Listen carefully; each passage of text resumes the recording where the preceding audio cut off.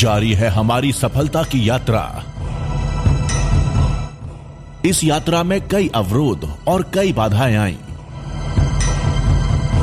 उन सभी दुश्वारियों को झेला है हमने,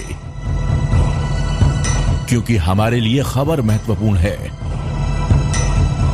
डीबीके न्यूज, बेमिसाल 4 साल।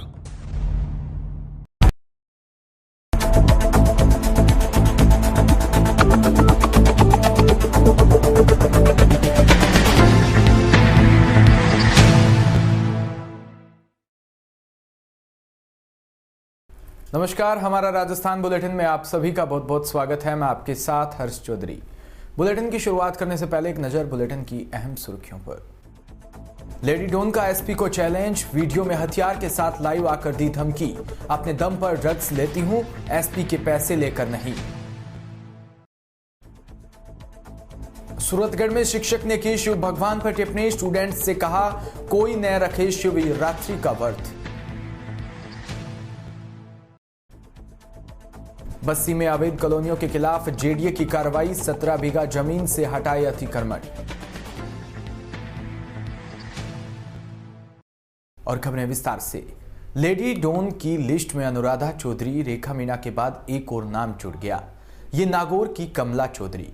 लेडी डॉन के तौर पर अपने आप को पेश करने वाली कमला भी सोशल मीडिया के जरिए नेताओं और पुलिस अफसरों को धमकी दे रही है। उसका एक वीडियो इन दिनों सोशल मीडिया पर वायरल हुआ, जिसमें वह नागौर एसपी राममूर्ति जोशी को चैलेंज कर रही है। नागौर जिले के बरानी गांव की रहने वाली 27 साल की कमला ने सोशल मीडिया पर लाइव आकर कहा कि अपने दम पर ड्रग्स खाती हूं, एसपी से पैसे लेकर नहीं। इस वीडियो में कमला नागौर के कई नेताओं को भी धमका रही है, जिले के कई सरपंच का भी नाम ले रही है। वीडियो में कमला बोल रही है कि मैं एमडी रोज खाती हूं और अपने दम पर खाती हूं, एसपी से पैसे लेकर एमडी नहीं खाती। किसी के बाप में दम है तो उसको रोक के दिखा दे।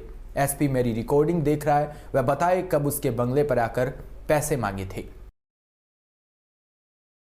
बात सूरतगढ़ की, जहां शोपुरा कसी के निकटवर्ती गांव भगवानगढ़ के सरकारी विद्यालय के एक टीचर को भगवान नहीं सब पाखंड है, शिव को दूध मत चढ़ाओ उसको पियो कहना भारी पड़ गया। आज ग्रामीण अभिभावकों ने टीचर से सार्वजनिक माफी मांगने को कहा। भगवानगढ़ के राजकीय उच्च माध्यमिक विद्यालय में लोगों ने प्रदर्शन किया और अध्यापक को हटाने की भी मांग की।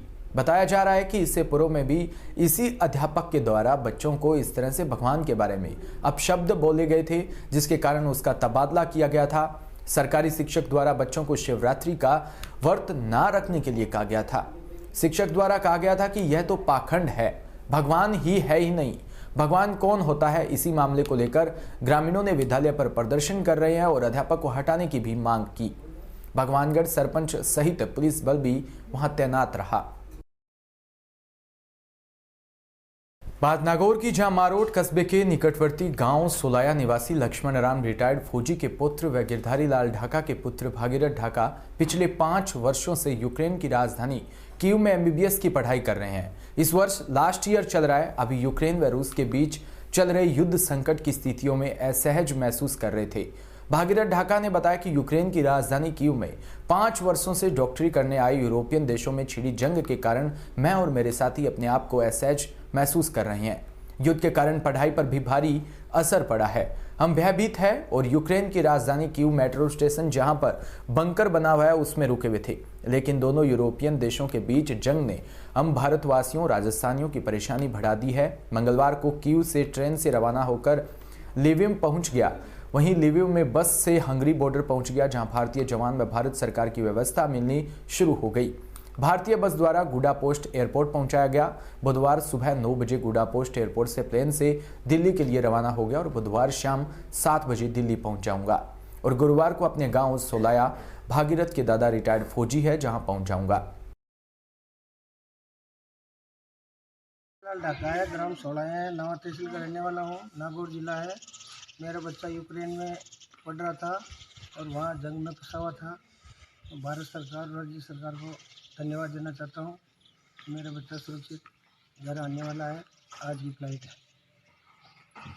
फौजी मेरा नाम है, मैं सोना के रहने वाला हूँ और मेरा पोता यूक्रेन में पढ़ रहा है, वो अभी से आ रहा है। इससे सरकार को धन्यवाद।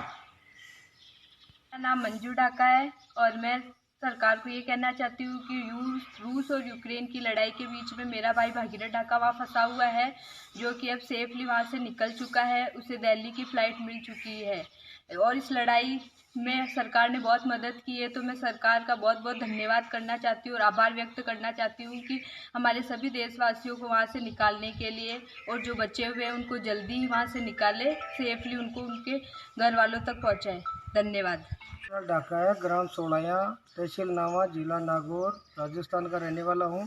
मेरा बच्चा भी वहाँ यूक्रेन में पढ़ता है और वहाँ युद्ध के कारण फंसा हुआ था। मैं राजस्थान सरकार और भारत सरकार को धन्यवाद देना चाहता हूँ कि मेरे बच्चे को सुरक्षित निकाला और आज की फ़्लाइट है वो नाइट में दिल्ली पहुँच जाएंगे। बाकी बच्चे फंसे हुए हैं उनको भी जल्द से जल्द निकालने की कोशिश करें। और उप सचेतक साहब महेंद्र चौधरी जी हमसे जुड़े हुए हैं, उनसे लगातार बात हो रही है, उन्होंने भी इसमें सहयोग किया, उनको भी मैं धन्यवाद देना चाहता हूँ। बीकानेर की जहां कोलायत में अमावस्या पर्व पर हजारों लोगों ने आस्था की डुबकी लगाई और साधु संतों को दान दक्षिणा देकर पुण्य लाभ कमाया। कोलायत के कपिल सरोवर पर अमावस्या पर्व पर अलसुबह से ही बड़ी संख्या में दूर दूर से लोग आस्था की डुबकी लगाने के लिए आ रहे हैं। साधु संतों को दान दक्षिणा देकर पुण्य कमाया। वहीं कपिल सरोवर परिसर स्थित गंगा मैया मंदिर, पंच मंदिर, 12 महादेव मंदिर में देव दर्शन किए। साथ ही बड़ी संख्या में भीड़ पहुंची, जिसको कंट्रोल करने के लिए पुलिस प्रशासन की व्यवस्था भी नजर नहीं आई, तो बाजार में वाहनों की जाम की स्थिति भी देखने को मिली। लोगों का कहना है कि पुलिस प्रशासन की व्यवस्था आज अमावस्या पर्व पर नजर बिल्कुल भी नहीं आई। वहीं बीकानेर के बज्जू क्षेत्र के आरडी 860 राजकीय माध्यमिक विद्यालय में शिक्षकों के रिक्त पद भरने की मांग को लेकर उपखंड अधिकारी हरि सिंह शेखावत को ज्ञापन भी सौंपा। राजकीय उच्च माध्यमिक विद्यालय आरडी 860 में प्रधानाचार्य व व्याख्याताओं व शिक्षकों के 6 रिक्त पद भरने की मांग को लेकर बुधवार को बज्जू उपखंड अधिकारी हरि सिंह शेखावत को मुख्यमंत्री व शिक्षा मंत्री के नाम ज्ञापन सौंपा गया, जिसमें शिक्षकों के रिक्त पद भरने की मांग की गई। मौके पर उपखंड अधिकारी हरि सिंह शेखावत ने अतिरिक्त ब्लॉक शिक्षा अधिकारी मूल सिंह से फोन पर बात कर विद्यालय में शिक्षकों के रिक्त पद भरने को लेकर वार्ता की। ज्ञापन देने वालों में दलित जनशक्ति महासभा के अध्यक्ष सहित अनेक कार्यकर्ता उपस्थित थे। खबर राजधानी जयपुर से, जहां बस्सी के जेडीए के जोन नंबर 13 स्थित बस्सी कस्बे में कृषि भूमि पर बस रही अवैध कॉलोनियों के खिलाफ बुधवार को जेडीए द्वारा कार्रवाई की गई। कार्रवाई के दौरान 17 बीघा जमीन में बस रही करीब 5 कॉलोनियों से अवैध निर्माण डाली जा रही सड़क को ध्वस्त किया। जानकारी के अनुसार कस्बे के जैन नसिया स्थित कृषि भूमि व इसके आसपास मौजूद दूसरी कृषि भूमि पर भूमाफियाओं द्वारा अवैध कॉलोनियां बसाई जा रही थी, जिसकी शिकायत लगातार जेडीए को मिल रही थी। बुधवार को जेडीए द्वारा जोन 13 के बस्सी में जैन नसिया के पास कृषि भूमि पर बिना भू रूपांतरण करवाए अवैध रूप से कॉलोनी बसाने के लिए करीब 14 बीघा में ग्रेवल सड़कें डालकर बाउंड्री वालों का निर्माण किया था। तकरीबन 3 बीघा भूमि पर कच्ची मिट्टी की रोड बनाकर अवैध कॉलोनी बसाने का प्रयास किया जा रहा था, जिसे उपायुक्त जोन 13 की राजस्व टीम की निशानदेही व उपस्थिति में ईओ 6 व जवीप्रा में उपलब्ध पुलिस लेबर गार्ड के सहयोग से 2 जेसीबी द्वारा ग्रेवल सड़क और बाउंड्री वाल इत्यादि को ध्वस्त किया।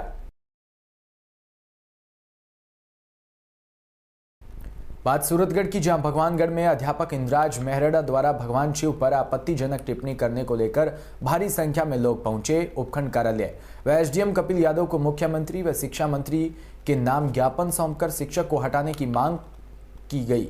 वहीं लोगों का कहना है कि हिंदू धर्म के प्रति बच्चों को उकसाया जा रहा है। ज्ञापन में मांग करते हुए कहा कि अध्यापक को बर्खास्त किया जाए। मौके पर सिटी थाना प्रभारी रामकुमार लेगा, सदर थाना प्रभारी सुभाष चंद्र, तहसीलदार हाबूलाल मीणा मौजूद रहे।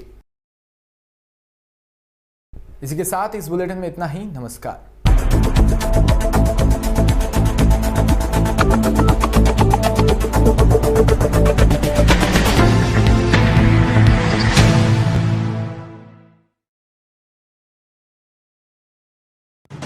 राजस्थान समृद्ध विरासत है इसकी शान। रंग